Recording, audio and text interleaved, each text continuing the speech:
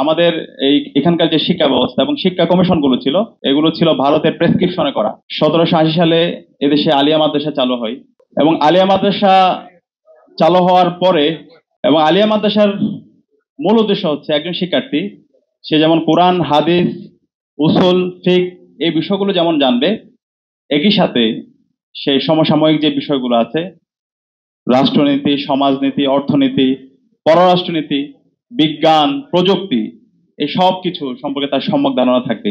এদেশের সকল শিক্ষার্থীরা তাদের সমান অধিকার পাবে।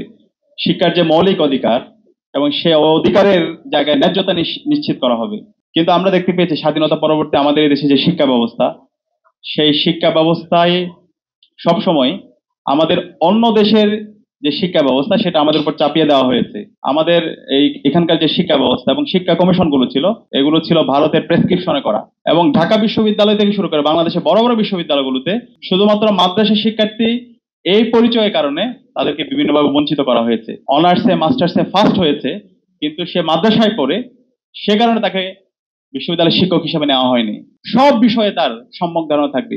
একই সাথে বিজ্ঞান ও প্রযুক্তির ক্ষেত্রে তার একদম ক্লিয়ার আন্ডারস্ট্যান্ডিং থাকবে এবং যার যে দিকে যার আগ্রহ আছে সে অনুযায়ী তাদেরকে সেই পরিবেশ নিশ্চিত করা হবে। একজন মাদ্রাসা শিক্ষার্থী তার ন্যায্য অধিকার পাবে, তার মেরিট টু কেসের ভিত্তিতে, তার মেধার ভিত্তিতে সে যেখানে যাওয়ার যোগ্য সেখানে তাকে যাওয়ার সুযোগ করে দেওয়া হবে। আমাদের ফাজিল এবং কামিল যেই মাদ্রাসাগুলো আছে সেটার ভঙ্গুরতা আমরা দেখতে পাই।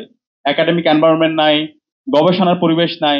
একই সাথে শিক্ষার্থীদেরকে যে প্রণোদনা দেওয়া আলেম হওয়ার জন্য, তাদেরকে উদ্বুদ্ধ করা, এবং যারা মুহাদ্দিস আছে, যারা প্রভাষক আছে, তাদেরকে যেভাবে প্রণোদনা দেওয়া দরকার, তাদেরকে যেভাবে প্রশিক্ষিত করা দরকার, তাদেরকে যেভাবে জবাবদিহিতার আওতায় নিয়ে আসা দরকার, সেই জায়গায় আমরা দেখতে পাই। একই সাথে তাদেরকে ভাষাগত জায়গায় তাদেরকে দক্ষ করে তোলা, সেটা আরবি, ইংরেজি, বাংলা সব জায়গায়, সেই জায়গায় যথাযথ প্রশিক্ষণের আমরা অভাব দেখতে পাই।